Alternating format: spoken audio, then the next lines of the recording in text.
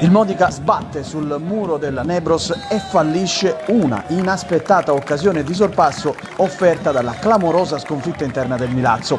I messinesi si confermano squadra tosta e dimostrano di potersi tranquillamente sedere al tavolo delle grandi del campionato.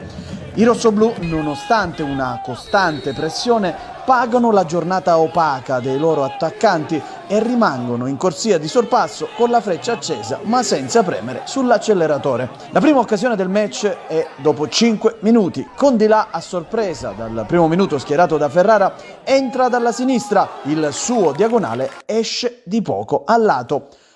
Al 17esimo splendida l'apertura di Rossi per Veigas che lavora un buon pallone per Anzic. Il tiro piazzato del bosniaco esce alto di pochissimo.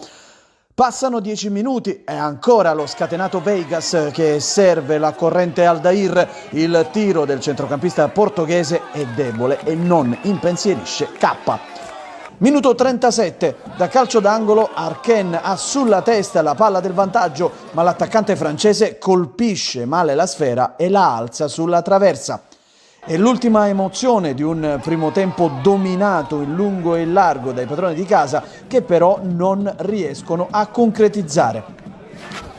Episodio curioso al 7° minuto. Per disturbare un contropiede della Nebros, Schembari dalla panchina calcia un pallone in campo. Se ne accorge il guardalinee che lo segnala all'arbitro. Cartellino rosso per il giovane centrocampista.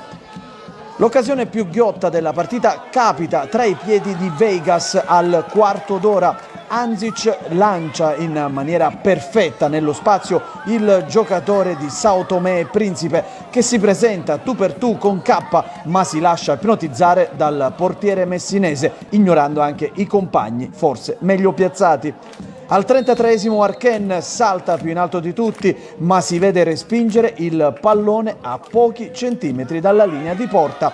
È l'ultima emozione concreta del match, perché fino al sesto di recupero i padroni di casa ci provano in tutti i modi, ma non riescono a sfondare. Il bicchiere mezzo pieno però ci dice che ora la distanza dalla vetta si è ridotta ad un solo punto.